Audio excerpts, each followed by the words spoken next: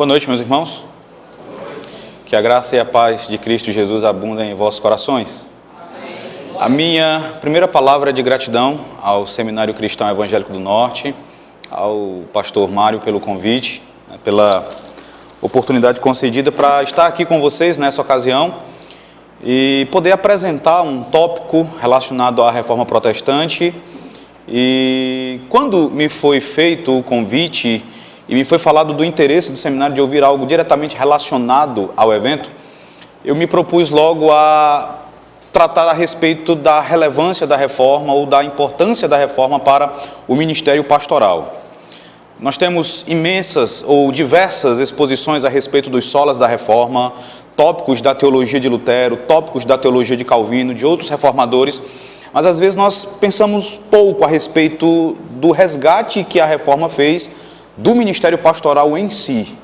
Então, o meu interesse nessa noite aqui com vocês é tratar desse assunto.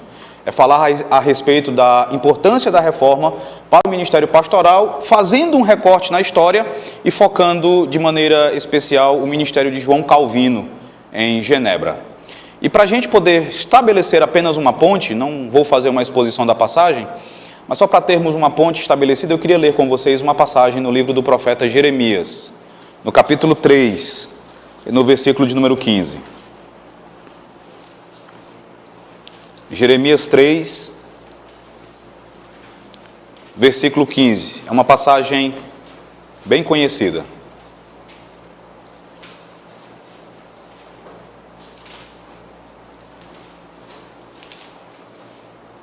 Todos encontraram?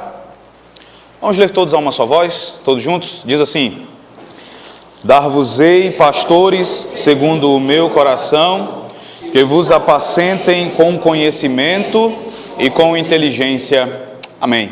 Vamos orar, vamos pedir ao Senhor que nos abençoe, que nos conduza nesse instante. Senhor nosso Deus, nosso Pai amado, nós louvamos o Teu nome. Nós Te exaltamos, ó Pai, pela maneira graciosa, pela maneira poderosa como o Senhor conduz os eventos na história, como o Senhor, ó Deus, levantou servos fiéis, homens desejosos de servirem ao Senhor com fidelidade, de exporem a Tua palavra com fidelidade, e assim o Senhor, ó Deus, nos trouxe até aqui através de eventos tais como o da Reforma Protestante. Nós Te agradecemos, ó Deus, pelos homens que o Senhor levantou e usou para que hoje estivéssemos aqui meditando acerca dos Teus grandes feitos. Te bendizemos também, ó Deus, pela oportunidade de podermos ler a Tua palavra e de podermos pensar o nosso ministério, pensar o nosso chamado diante do Senhor como pastores do Teu povo, à luz da história, à luz também daquilo que o Senhor revelou, daquilo que o Senhor inspirou e preservou para que chegasse até as nossas mãos. Seja com o Teu povo reunido aqui nesta noite, que a Tua graça nos assista e que ao final, ó Deus, sejamos levados a Te bendizer pela Tua ação providencial na história e pela maneira como o Senhor nos redimiu em Cristo Jesus. Em nome de Jesus é que nós choramos e Te bendizemos hoje e eternamente. Amém. Meus irmãos, para que a gente possa ter a dimensão exata da importância da Reforma Protestante para o ministério pastoral, antes de qualquer coisa, é imprescindível que nós pensemos um pouco a respeito da situação do ministério pastoral durante a Idade Média. Então nós precisamos iniciar com a seguinte pergunta: de que maneira as ovelhas do Senhor eram pastoreadas, eram cuidadas, eram apacentadas pelos sacerdotes medievais? Essa pergunta ela é importante porque quando nós observamos a história, nós vamos nos deparar com alguns grandes luminares, alguns teólogos de peso, de grande envergadura durante o período medieval. Alguns nomes podem ser aqui citados, como Pedro Abelardo. Alguns nomes podem ser citados também como Anselmo da Cantuária e muitos outros que foram grandes expositores das Escrituras e foram homens de grande conhecimento. Não obstante, nós precisamos destacar que a maioria dos clérigos daquela época, a vasta maioria dos pastores, por assim dizer, eram completamente ineptos para o ministério pastoral. Tanto no sentido moral, como também no sentido intelectual.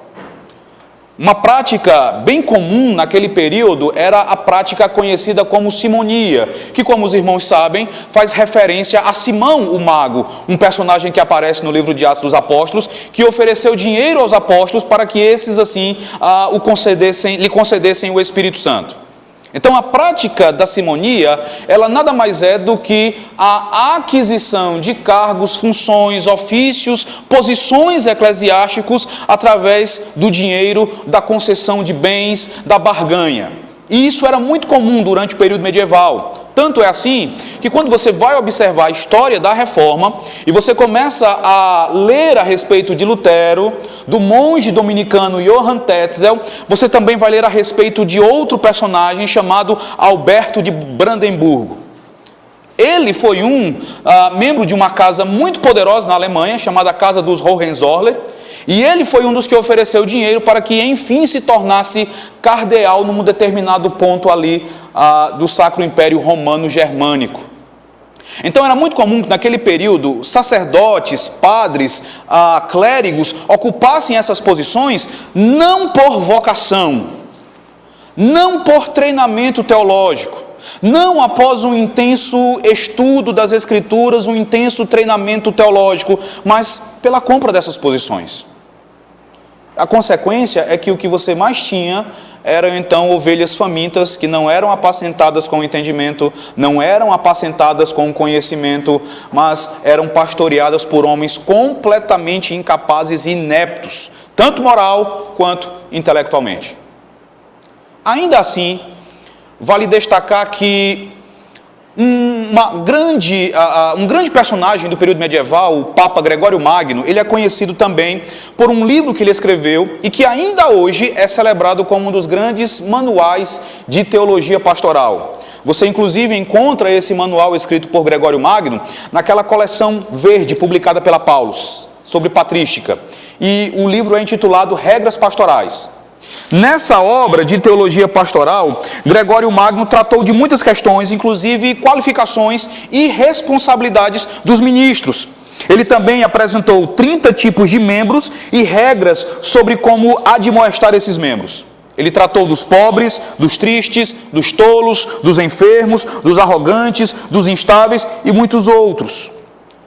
Então, essa obra, ela ainda hoje é celebrada como um dos grandes manuais de teologia pastoral. Só que Gregório Magno, ele acabou sendo mais conhecido pela maneira como se preocupou não com as almas das pessoas, não com as ovelhas em si, mas em aumentar o poder, em aumentar o domínio, em aumentar o prestígio do papado. Então, na busca por aumentar o poderio do papado, ele acabou negligenciando as almas dos homens e ele, então, cuidou tão somente das suas propriedades. A consequência disso foi que a igreja, ela mergulhou numa condição de total corrupção. Passou a existir uma corrupção generalizada, política, econômica e moral. Tudo isso acabou contribuindo para um sentimento muito forte, um sentimento anticlerical. As pessoas comuns eram pobres, na verdade eram paupérrimas, e ainda assim tinham a obrigação de sustentar o luxo dos sacerdotes. Alistair McGrath, um estudioso bem conhecido, ele explica que numa época de depressão econômica, o clero passou a sofrer todo tipo de crítica, pois era sustentado pelo povo e com frequência era isento dos impostos abusivos pagos pelos leigos. Para que vocês tenham uma ideia, nesse período, os sermões, todos eles eram lidos em latim. E chegou um determinado momento em que o povo não mais podia suportar esse tipo de situação. E passou então a exigir que os clérigos apresentassem sermões inteligentes, inteligíveis, que pudessem ser compreendidos pelas pessoas. Esse sentimento clerical, ele também era devido à falta de preparo e o baixo nível dos padres, que tinha a sua origem no que eu já expliquei, na prática da simonia. E esse sentimento anticlerical não ficou restrito apenas às massas. Ele não era algo apenas das pessoas comuns, mas ele também se estendeu a expoentes intelectuais do Ocidente. Todos vocês já devem ter ouvido falar a respeito de um dos clássicos da literatura mundial, A Divina Comédia, de Dante Alighieri. Nessa obra, Dante Alighieri, ele vai retratar o Papa sendo condenado, indo para o inferno e sendo torturado. O pré-reformador John Wycliffe, ele vai chamar os sacerdotes desse período de ladrões, raposas malignas, glutões, demônios, macacos. Ele vai se referir ao Papa como o vigário principal do demônio e os mosteiros como antros de ladrões, ninhos de serpentes e lares de demônios vivos. Então essa era a situação do ministério, essa era a situação do pastorado durante a Idade Média, no período anterior à Reforma. É extremamente importante termos isso em mente quando você pensa a respeito da Reforma Protestante e da sua importância para o ministério pastoral. Para que a gente entenda também que a Reforma não foi, em primeiro lugar, um movimento acadêmico. Então, o grande interesse dos reformadores não era essencialmente acadêmico. Ela não foi uma disputa acadêmica. E aí talvez você levante e vá dizer assim, não, mas a ação de Lutero de ir até a porta da catedral, do castelo de Wittenberg, e afixar as 95 teses, era a forma comum da época de desafiar alguém para uma disputa acadêmica, para um debate. E isso é verdade. Esse era o modus operandi da época, quando alguém queria desafiar outro para um debate. Mas Lutero fez isso movido por uma preocupação pastoral. O interesse dele de debater a questão das indulgências, o interesse dele ao publicar as suas 95 teses era puramente pastoral. A Reforma, meus irmãos, ela não foi uma discussão acadêmica em si mesma, desconectada da vida real, desconectada das lutas e das angústias do povo. No cerne da Reforma estava a preocupação com as almas e com o bem-estar espiritual dos homens. Há um professor na Universidade Union, nos Estados Unidos, um professor de Novo Testamento chamado Ray Van Nist, que ele faz uma afirmação interessante e precisa a respeito da natureza da Reforma, e me permitam compartilhar com vocês. Ele diz assim: a Reforma foi um movimento diversificado com várias facetas, incluindo excessos e alguns incidentes infelizes, mas em seu centro havia uma preocupação pulsante e sincera pelo bem-estar das almas. Os seus líderes eram pastores em dores, com o desejo de liderarem os seus rebanhos e outros ao redor do mundo rumo ao perdão diante de Deus e à consciência disso. Também rumo à esperança viva que vem de terem sido perdoados por Deus. O que os reformadores desejavam era apenas levarem as ovelhas ao conhecimento do cuidado e da presença de Deus em meio às verdadeiras dificuldades deste mundo e à esperança certa da ressurreição. Então esse era o interesse dos reformadores. Se você tomar como exemplo o mesmo episódio em que Lutero afixou as suas 95 teses, você vai perceber essa motivação muito claramente. Você vai lembrar que antes de Lutero pregar as suas teses na porta da catedral, um monge chamado Johann Tetzel, ele começou a andar por diversas cidades daquela região, vendendo as suas indulgências, ensinando que por meio delas as pessoas poderiam comprar a graça de Deus, ensinando que as pessoas poderiam adquirir o perdão de Deus sem qualquer preocupação com a fé, sem qualquer preocupação com o arrependimento por seus pecados. O que Tetzel estava fazendo era a mesma coisa que muitos, na verdade, os chamados evangelistas da teologia da prosperidade fazem hoje. Ele estava brincando com as emoções e com os temores das pessoas. Lutero, ele reconhece o efeito danoso que isso tem sobre as almas das pessoas. E é isso que o move a querer debater a questão das indulgências.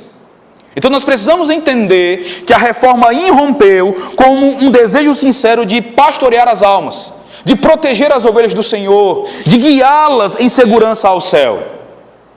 Lutero, no ano de 1526, falando a respeito da tarefa do pastor, falando a respeito do munus pastoral e da necessidade de o pastor verdadeiramente se importar com o coração, com a alma dos seus paroquianos, Lutero vai dizer assim: homens que ocupam o ofício do ministério devem ter o coração de uma mãe em relação às suas ovelhas, pois se eles não tiverem esse coração, logo se tornarão preguiçosos, logo se tornarão desgostosos, e o sofrimento em particular, o sofrimento que acompanha o ministério, os fará reativos e magoados.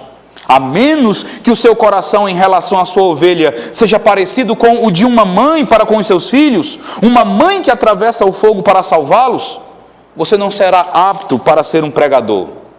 O trabalho, o labor, a ingratidão e todos os tipos de sofrimentos encontrarão você em seu ofício. Então, se o coração materno, o grande amor, não estiver em você para dirigir a sua pregação, as ovelhas do Senhor serão mal servidas. Meus irmãos, Lutero, ele escreveu diversos tratados teológicos. Ele escreveu obras de natureza mais pastoral. Mas tanto faz você ler as obras mais teológicas de Lutero, como também ler as obras essencialmente pastorais. Em todas elas, você vai perceber uma preocupação pulsante com o bem-estar das ovelhas de Cristo. No antigo site Monergismo, monergismo.net.br, há uma seção sobre livros que o irmão Felipe Sabino disponibilizou em PDF. E dentre esses livros, há uma obra de Lutero intitulada Como Orar. Eu, inclusive, recomendo que os irmãos procurem fazer o download dessa obra. Ela é muito interessante. Ela é uma obra prática, é uma obra pastoral.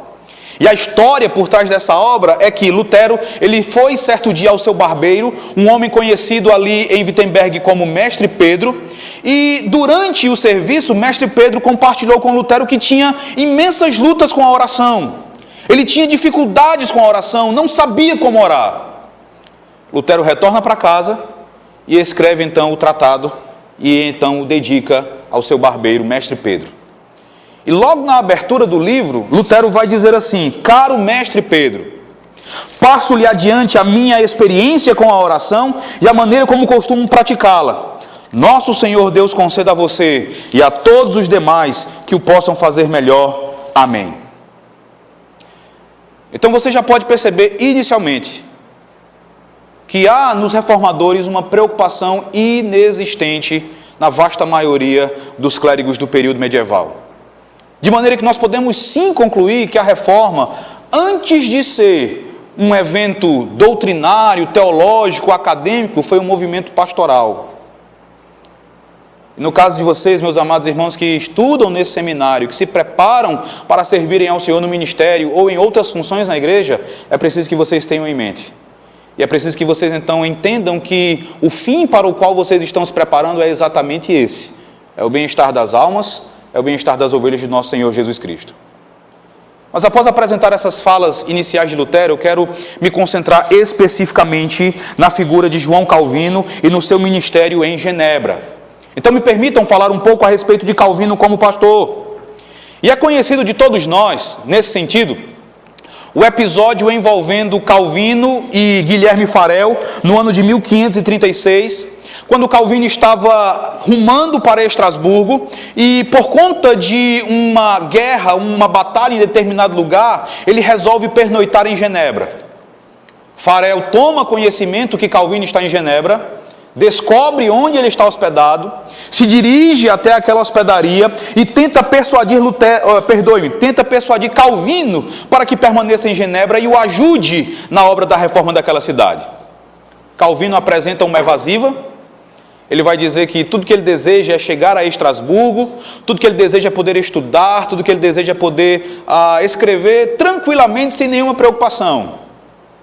E Farel então lhe diz palavras bem carinhosas: que Deus amaldiçoe o seu tempo de estudo, se você negligenciar tão grande necessidade, se você se negar a nos ajudar em tão grande necessidade. E é aí que Calvino é persuadido a permanecer em Genebra. Quem não seria, né? Só que, normalmente, meus irmãos, nós pensamos em Calvino como um grande teólogo sistemático, como um erudito bíblico, e de fato ele era essas coisas. Mas nós precisamos lembrar e ter bem definido isso em nossas mentes, que a grande preocupação e a ocupação fundamental de Calvino era a de pastor do rebanho de Deus. Um estudioso chamado Shawn Wright, ele vai dizer que aqueles que se associaram a Calvino, como Beza, Farel, Martin Bucer, aqueles que escreveram a Calvino buscando o seu conselho pastoral, e aqueles que o ouviram pregar regularmente numa das 3 igrejas de Genebra, sabiam que ele possuía um coração de pastor. Pode-se dizer, de acordo com ele, que com exceção dessa tentativa de Calvino, de ficar apenas estudando, de viver apenas para escrever tranquilamente, a vida de Calvino foi consumida pelo labor do pastorado. Ele se deixou consumir por isso, e ele viveu dedicado a isso. Você vai perceber isso de maneira muito sensível nos seus escritos teológicos. Outro estudioso chamado Ronald Wallace, ele vai dizer que as páginas das Institutas são crivadas de sentenças e mesmo de parágrafos escritos para ajudar a alma em luta, para ajudar aquele que geme. Ele diz no prefácio do livro que inicialmente trabalhou arduamente na tarefa de escrevê-las, principalmente por amor dos seus compatriotas, os franceses, multidões que percebiam estarem famintas e sedentas por Cristo. Então, quando você tomar as Institutas nas tuas mãos e você for então ler as Institutas, lembre disso. O interesse dele não era apenas apresentar doutrina, expor temas teológicos, mas era pastorear os seus compatriotas que sofriam e que padeciam. Isso é bem óbvio nos seus escritos essencialmente pastorais também. Há uma obra de Calvino que foi publicada esse ano em português. Até esse ano nós não a tínhamos em português, uma obra intitulada A Respeito dos Escândalos. Você vai encontrar essa obra naquela coletânea recentemente lançada pela editora Vida Nova. A editora Vida Nova ela lançou até agora 2 volumes, um volume com escritos de Lutero e um volume com escritos de Calvino. E nesse volume você vai encontrar esse pequeno tratado a respeito dos escândalos. E ele vai justificar a escrita do seu tratado dizendo o seguinte: a minha preocupação é com o fraco, pois quando a sua fé é abalada, é nossa tarefa e obrigação apoiá-lo com mão forte. E mesmo nos escritos controvertidos de Calvino, mesmo nos escritos em que ele tretava, mesmo nesses escritos você vai perceber essa preocupação pastoral. Talvez vocês já tenham se deparado a uma afirmação atribuída a Calvino, onde ele vai dizer que o pastor ele tem de ter 2 vozes. Uma para chamar as ovelhas, uma para apacentar as ovelhas, e a outra para repelir e para espantar os lobos devoradores. Mas ele vai dizer mais. Ele diz: assim, apenas os pastores realmente edificam a igreja, quando, além de levar dóceis almas a Cristo, placidamente, como que pela mão, eles também são equipados para repelir as maquinações daqueles que lutam para impedir a obra de Deus. Portanto, pastores, estudem. A atividade pastoral de Calvino em Genebra, ela vai se dividir em 2 momentos bem distintos. Nós já ouvimos essa história muitas e muitas vezes. A primeira etapa ou a primeira parte da sua atividade pastoral, ela vai de agosto de 1536 a 1538, quando ele e Guilherme Farel são expulsos de Genebra. O segundo momento é de 1541 até a sua morte em 1564. E mesmo durante a sua primeira estada curta ali em Genebra, Calvino se devota inteiramente ao ensino das Sagradas Escrituras. Ele vai entender que a principal função do pastor, a função mais importante do ministro, é ensinar a palavra de Deus ao povo de Deus, é expor as Escrituras, é ensinar as Escrituras ao povo, seja através de exposições, seja através da pregação, seja através da ministração dos sacramentos. Tanto que ele dizia, seguindo Agostinho, que os sacramentos nada mais eram do que o evangelho tornado visível, ou o evangelho manifestado de maneira tangível, seja através do preparo de um catecismo, como ele fez em 1537, que ficou conhecido como Instrução na Fé. Genebra havia rompido com Roma. Publicamente, a cidade, através do seu conselho, havia decidido abandonar o romanismo e aderir à fé reformada. Havia, então, a necessidade de instruir o povo nos princípios fundamentais da fé cristã, de forma clara, de forma compreensível a todos, especialmente aos jovens. Foi com esse intento que Calvino vai, então, preparar o seu catecismo. O reformador, meus irmãos, ele sentia que uma das necessidades principais da sua época era, por meio da palavra de Deus, ajudar homens e mulheres a alcançarem segurança na vida diante de Deus. No livro 3 das Institutas, ele vai dizer: ter fé não é flutuar, não é alternar, não é ser levado para cima e para baixo, não é hesitar e finalmente entrar em desespero. Ter fé, em vez disso, é possuir uma certeza contínua e completa segurança mental. É ter um lugar para descansar, para colocar seus pés e saber que este lugar é Cristo.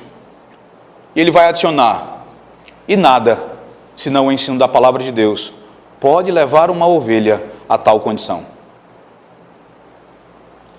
Ele entendia que o povo havia ficado nas trevas durante muitos séculos. Ele entendia que a condição do povo era a de ignorância, era de trevas.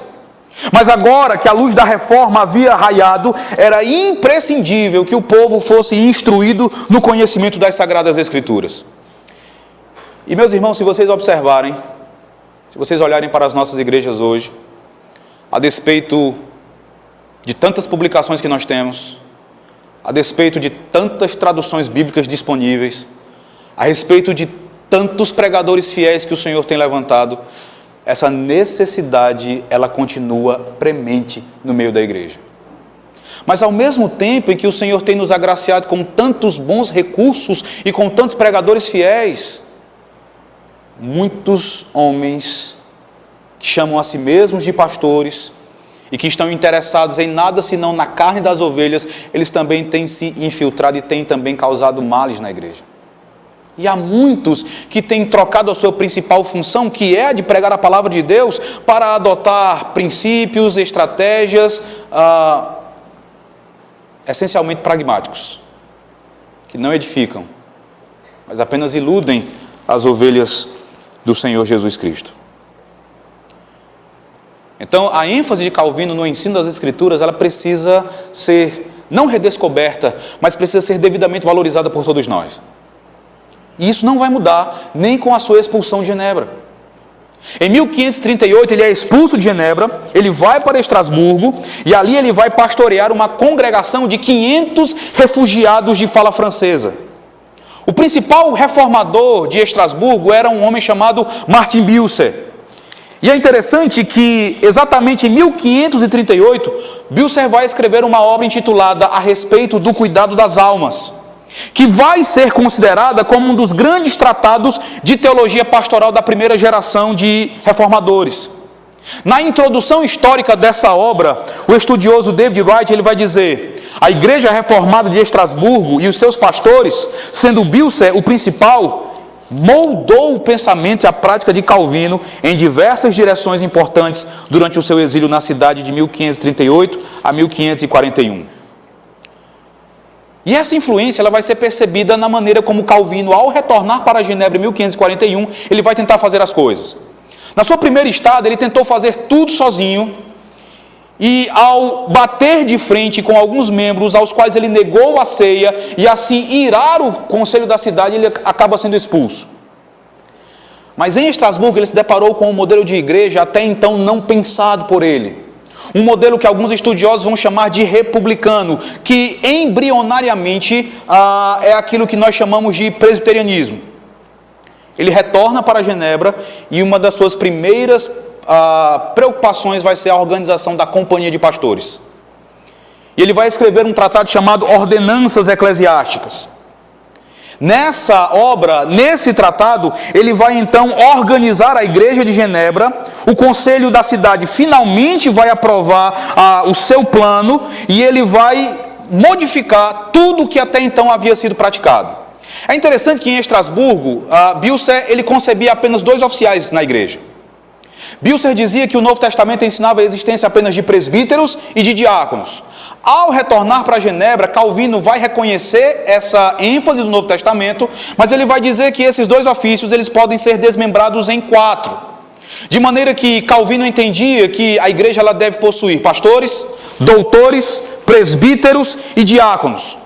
Os pastores seriam aqueles responsáveis pela pregação nos cultos, os doutores teriam a função de instruir os jovens e de cuidarem da educação da comunidade de um modo geral, os presbíteros, eles ajudariam os pastores na disciplina e na supervisão da igreja, enquanto que os diáconos, eles ficariam responsáveis pela coleta, pela organização de fundos, pela organização de recursos e também pelo cuidado dos doentes e das necessidades. Nessa obra, Ordenanças Eclesiásticas, Calvino vai apresentar diversas instruções pastorais. Ele vai falar, por exemplo, sobre o tempo, o lugar das pregações, como os sacramentos deveriam ser administrados pelos pastores. Ele vai falar sobre a celebração de casamentos, funerais, visitas a pessoas enfermas, visitas aos presos e também sobre a instrução religiosa das crianças. Nesse ponto ele vai fazer algo bem interessante. Algo que nós desconsideramos nos nossos dias. Dificilmente hoje pastores eles querem se envolver com a educação das crianças, com a instrução das crianças. Muitos vão entender que isso deve ser delegado ou designado para irmãs da igreja ou para outras pessoas, não eles. Ele entendia que uma das principais funções do pastor era então ensinar a palavra de Deus às crianças. E isso era praticado de forma abundante ali na igreja de Genebra.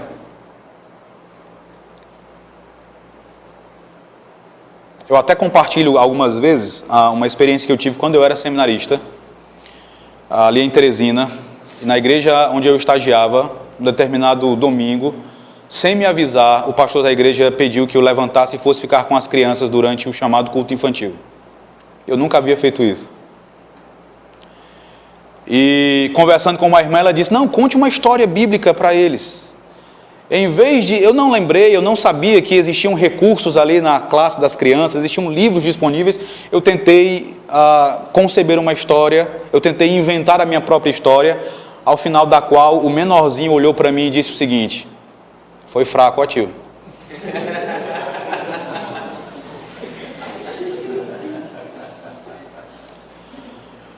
Mas isso ilustra, meus irmãos, que nossos seminários, eu falo pelo que eu estudei em Teresina, às vezes não investem tanto em preparar os seminaristas, aqueles que serão pastores, a lidarem com as crianças.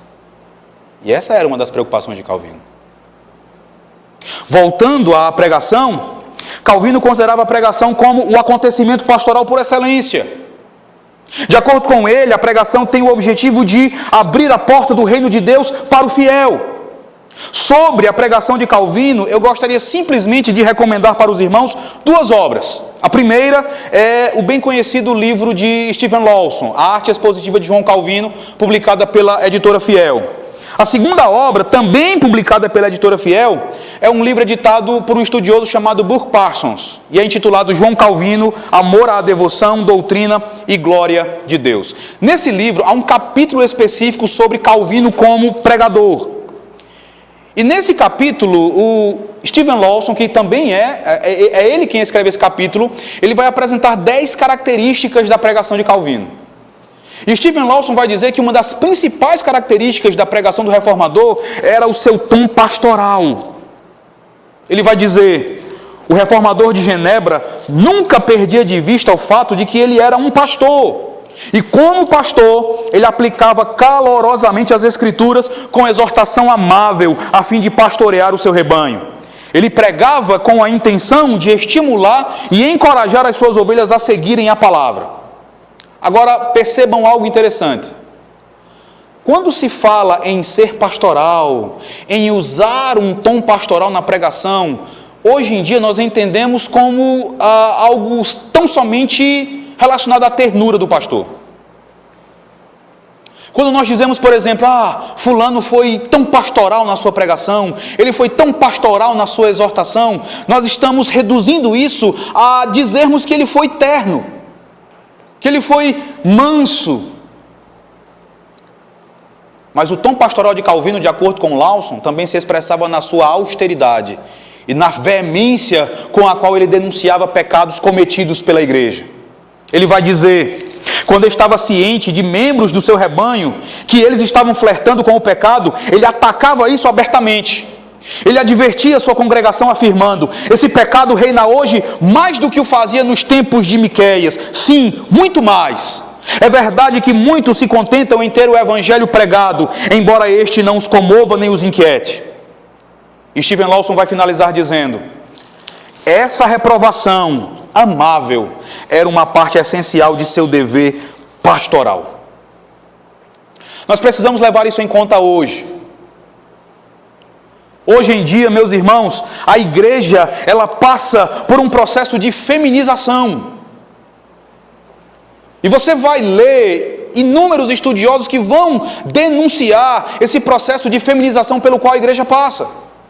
Você pode ver isso, por exemplo, afirmado por Douglas Wilson no seu livro Futuros Homens, publicado pela editora Cleary. Também há um livro publicado pela CPAD, intitulado Verdade Absoluta, cuja autora é a doutora Nancy Pearce.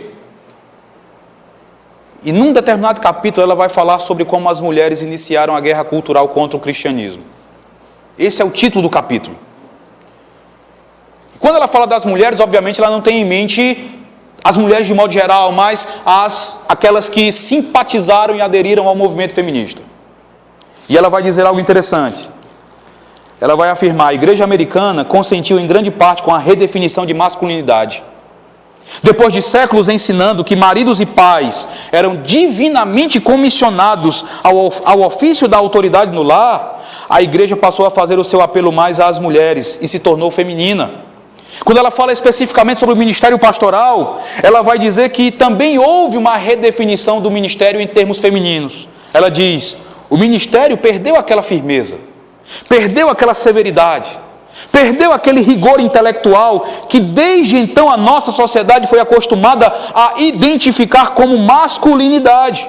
E em seu lugar, assumiu características femininas de cuidado, alimentação, sentimentalismo e se afastou do ethos cruel e competitivo do cenário público. Pense, por exemplo, em quem é o bom pastor nas nossas igrejas hoje. É aquele pastor que é tão somente amável, afável, terno, aquele que é austero, aquele que é veemente nas suas afirmações, aquele que combate as heresias, combate os lobos, aquele que pastoreia e prega com rigor intelectual. Normalmente ele vai ser visto como alguém sem amor, como alguém desprovido de amor. O tom pastoral de Calvino também incluía isso. E isso também precisa ser devidamente resgatado. Apesar da sua ênfase na pregação, meus irmãos, Calvino também entendia a necessidade de visitar as famílias em seus lares. Ele também afirmava que isso, na verdade, era uma consequência da pregação e era expressão do cuidado pastoral. Ronald Wallace, ele afirma que, de acordo com Calvino, se aquele que prega tem uma verdadeira preocupação pastoral, ele então irá procurar não falhar em visitar as famílias em seus lares. Numa determinada ocasião, Calvino pregava em Atos dos Apóstolos, no capítulo 20, do verso 17 ao verso 32, aquela passagem bem conhecida, quando Paulo manda chamar os presbíteros da igreja de Éfeso e se despede deles. E nesse sermão, Calvino vai dizer: não consideramos o nosso cargo como algo dentro de limites tão estreitos, como se quando o sermão estiver terminado, pudéssemos descansar como se a nossa tarefa estivesse terminada. Aqueles cujo sangue será requerido de nós, se os perdermos por causa da nossa preguiça, devem ser cuidados muito mais de perto e de modo mais vigilante. Para justificar a necessidade da visitação, Calvino diz: sempre acontece que aquele que está na igreja e que ouve promessas gerais dirigidas à congregação como um todo, ele vai permanecer com alguma dúvida. E ainda fique perturbado em sua mente, como se ainda não tivesse recebido perdão. Portanto, não é suficiente que do púlpito um pastor ensine todas as pessoas conjuntamente, pois ele não apresenta instrução particular de acordo com a necessidade e com as circunstâncias específicas de cada caso. E nós também sabemos de muitos que enfatizam tanto a pregação e falam tanto da pregação como a sua principal tarefa, e de fato ela o é, mas fazem isso às expensas, às custas da visitação nos lares. E a gente também pode perceber algo interessante nessa fala dele, porque hoje em dia, muitas vezes, mesmo quando nós praticamos a visitação pastoral, a visitação normalmente vai ter um propósito distinto deste aqui.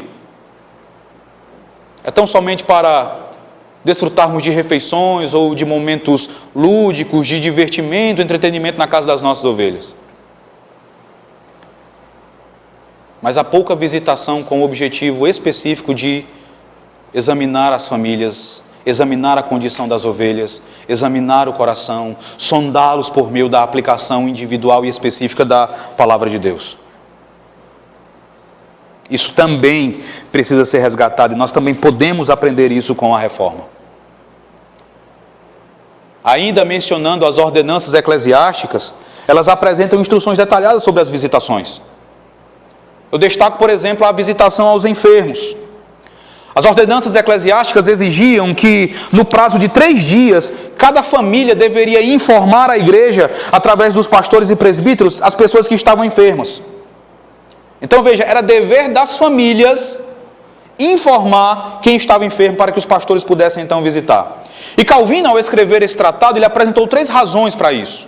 3 razões por que as famílias deveriam se preocupar em informar quem eram as pessoas enfermas. A primeira delas, o enfermo necessitava de conforto pessoal e pastoral. A segunda razão, a família do enfermo necessitava de encorajamento e orientação pastoral. E a terceira, se a doença fosse passível de morte, o crente precisaria ser instruído quanto à glória celestial. E se a pessoa não fosse crente, todo esforço deveria ser empreendido para levar essa pessoa à salvação. De acordo com os historiadores, meus irmãos, ao longo do ministério de Calvino em Genebra, a cidade foi assolada pela praga em 5 ocasiões. Dezenas de milhares de vidas foram ceifadas nessas 5 ocasiões. A primeira ocasião, o primeiro surto, se deu em 1542, quando Calvino já havia retornado a Genebra. E nesse primeiro surto, Calvino realizou pessoalmente, ele fez visitas a lares infectados. Isso é muito interessante para a gente desmistificar aquela ideia de Calvino como um teólogo tão somente polêmico, acadêmico, como um teólogo de gabinete, alguém preso na sua torre de marfim. Ele pessoalmente visitou lares infectados. Ele pessoalmente visitou pessoas que haviam sido infectadas com a praga. Os líderes da cidade, ao verem isso, se preocuparam com Calvino. Eles concordaram com a necessidade de dar assistência a essas pessoas, mas eles sabiam que isso poderia de repente acarretar na morte do reformador. E sabendo da importância de Calvino para a liderança da cidade, então o conselho decidiu que Calvino não faria essas visitas. Os outros pastores fariam, né? Então os outros que morressem. Calvino não. Ele continuou visitando, escondido, sem que o conselho soubesse. Tudo isso vai nos mostrar a preocupação que ele tinha com o bem-estar das pessoas. Nós falamos muito sobre o grande intelecto de Calvino, sobre o gênio de Calvino, mas ele era pastor. Harry Reeder, um outro estudioso, um outro historiador, ele vai dizer que vários pastores perderam a sua vida visitando pessoas infectadas, mas Deus preservou Calvino e honrou a sua preocupação pastoral. Uma última ênfase da preocupação pastoral dele, meus irmãos, que eu desejo destacar, foi a preocupação que ele tinha com a preparação dos futuros pastores das igrejas. Calvino desejava que as igrejas do Senhor fossem supridas com os homens mais capazes, com os corações mais ternos, mas também com as mentes mais argutas. Para que isso fosse possível, então deveria ser envidado grande esforço na preparação dos pastores. Foi com isso em mente que em 1559, mais especificamente no dia 5 de junho, ocorreu o culto inaugural da Academia de Genebra. A Academia de Genebra, ela teria a responsabilidade de oferecer instrução aos cidadãos de Genebra e também de preparar os pastores da cidade e aqueles que seriam enviados para outras regiões. A academia era dividida em 2 níveis. Havia um colégio dedicado ao ensino público e havia um seminário dedicado ao treinamento de futuros pastores. E é interessante que logo na sua inauguração, o seminário contou com cerca de 200 estudantes. E esses futuros pastores foram enviados para muitas partes do mundo. É interessante que antes da fundação da academia, especificamente no ano de 1557, Calvino enviou alguns pastores aqui para o Brasil. Vocês já devem ter ouvido falar a respeito do episódio conhecido como a tragédia da Guanabara. Então, alguns pastores foram enviados para a região da Guanabara a pedido de um homem chamado Villegagnon. Nicolas Durand Villegagnon. Eles acabaram assassinados. Villegagnon os traiu, eles acabaram assassinados. Mas eram pastores que foram preparados pelo próprio Calvino e enviados por Calvino. Quando comenta o texto de 1 Timóteo, capítulo 3, verso 1, e quando ele fala sobre o desejo pelo episcopado, Calvino faz uma afirmação muito interessante a respeito dos seminários. Quando eu li isso pela primeira vez, o meu pensamento foi: quem dera os nossos seminários tivessem isso aqui sempre em mente, ao pensarem a formação dos pastores. Calvino disse o seguinte: o apóstolo Paulo está falando aqui de um desejo piedoso que os homens consagrados possuem, ou seja, aplicar o seu conhecimento da doutrina para a edificação da igreja. Pois se fosse completamente errôneo buscar o ofício docente, que problema haveria entre os homens gastarem a sua juventude no estudo da Sagrada Escritura, a fim de se prepararem para o exercício do mesmo?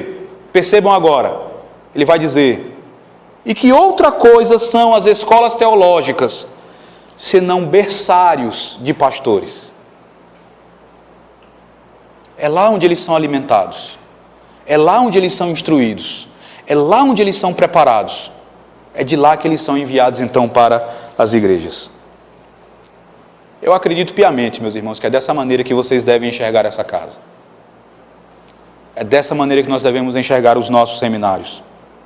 E é por isso que cada um dos alunos desta instituição tem o dever moral de se gastar e de se deixar gastar na preparação para um dia estarem pastoreando o povo de Deus. Eu quero concluir a minha breve explanação apenas fazendo alguns apontamentos para o ministério pastoral de vocês, com base em tudo que foi afirmado até aqui. Eu quero me valer aqui dos insights de um estudioso da Companhia de Pastores de Genebra, um homem chamado Scott Manette.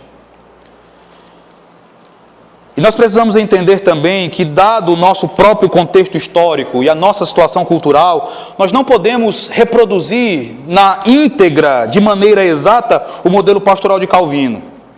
Ainda assim, a teologia e a prática pastoral de Calvino vão nos munir de diversos insights importantes para o ministério. Então eu quero só compartilhar alguns com vocês. Primeiro, nós precisamos entender que a vocação pastoral ela é repleta de desafios e dificuldades.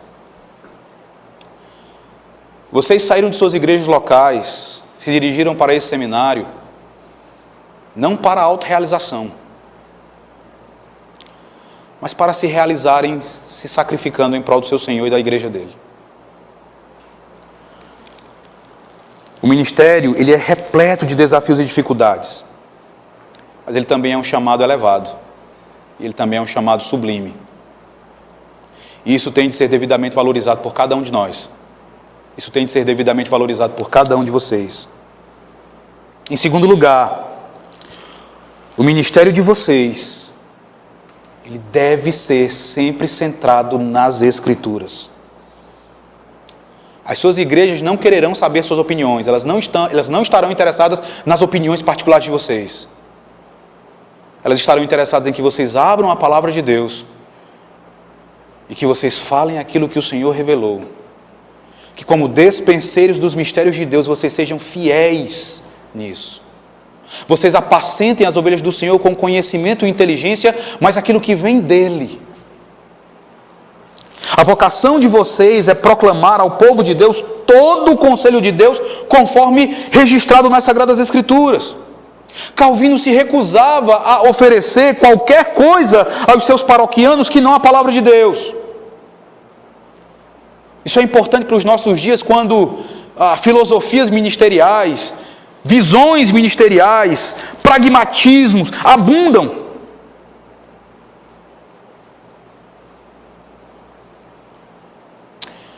Eu lembro de um episódio, quando eu era pastor em uma determinada cidade do Pará.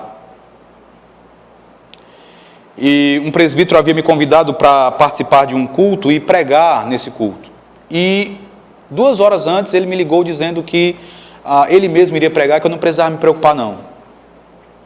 Eu não entendi muito bem, disse que estava tudo ok, mas depois eu fiquei sabendo que em vez de abrir a palavra de Deus e expor as Escrituras para a igreja, ele levou para a igreja a visão do purê de batatas. Eu não sei quem aqui de repente já ouviu falar sobre isso, mas isso tem origem ali em Fortaleza, através de um homem chamado Abe Uber, um homem envolvido com G12.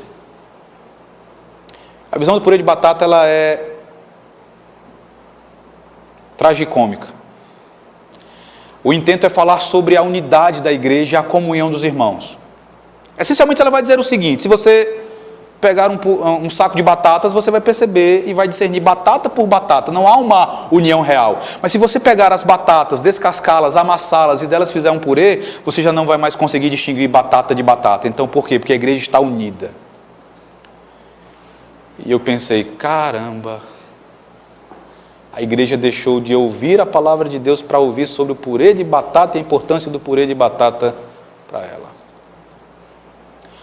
Uma exposição em Atos dos Apóstolos, capítulo 2, do verso 42 ao verso 47, cumpriria bem melhor esse intento. As ovelhas do Senhor precisam que vocês exponham as Escrituras para elas. O ministério de vocês tem de ser centrado então nas Escrituras. Tem de ser moldado por elas.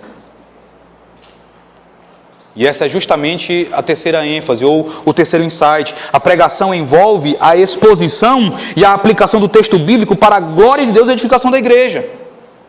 Em quarto lugar, os pregadores devem ser ensinados e devem procurar oportunidades para aumentarem as suas habilidades como intérpretes e expositores da palavra de Deus. Não são poucos, e eu falo a partir daquilo que eu conheço do meio presbiteriano. Não são poucos aqueles que enxergam os anos do seminário, os anos de estudos no seminário, apenas como um mal necessário, para que possam chegar ao pastorado.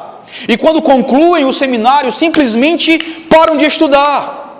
Simplesmente deixam de estudar, não têm mais nenhum interesse em se aprimorarem, em melhorarem as suas habilidades, em fazerem outros cursos voltados para o ministério. Eu já vi alguns se vangloriando de não adquirirem um livro há anos. Outros de venderem os seus livros, de se desfazerem das suas ferramentas.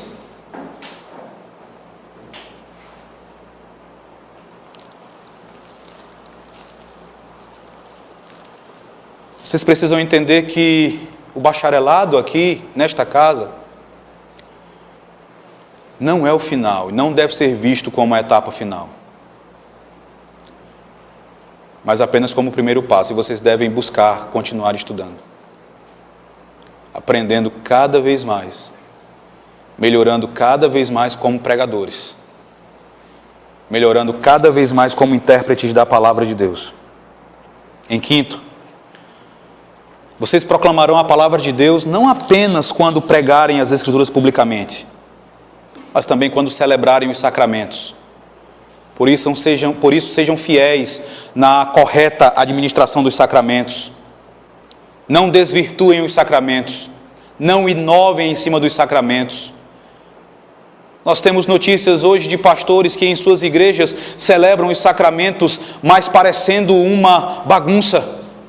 Eu lembro de uma ocasião, quando eu conheci a minha esposa, ali em Teresina, em que o sacramento da ceia estava sendo celebrado com iogurte.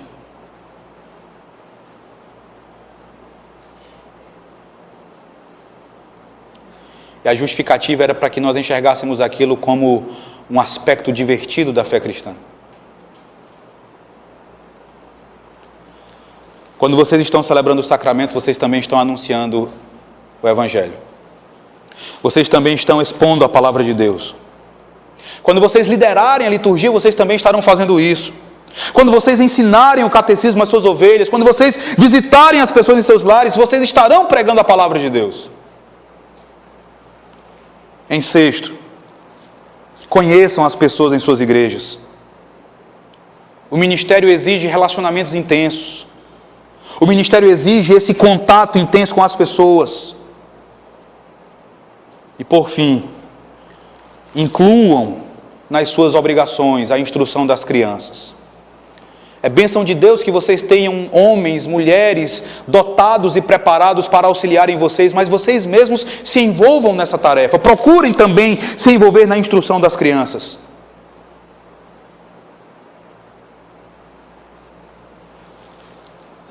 Se assim agirmos, nós poderemos nos considerar como herdeiros da reforma não apenas doutrinariamente, não apenas por subscrevermos os 5 solas, não apenas por defendermos as mesmas doutrinas, a mesma soteriologia dos reformadores, mas também por pastorearmos de maneira fiel como eles fizeram, por ansiarmos pelo bem-estar das ovelhas do Senhor como eles ansiaram, por servirmos ao nosso Deus como eles serviram. Esses homens devem nos inspirar. Nós temos vivido um período em que se fala muito a respeito da reforma protestante. A grande questão é que ela não é apenas uma bandeira para ser levantada, mas ela é uma filosofia, ela é um estilo de vida que deve ser incorporado e praticado por cada um de nós em nossos ministérios. Deus nos abençoe. Deus nos abençoe, meus irmãos.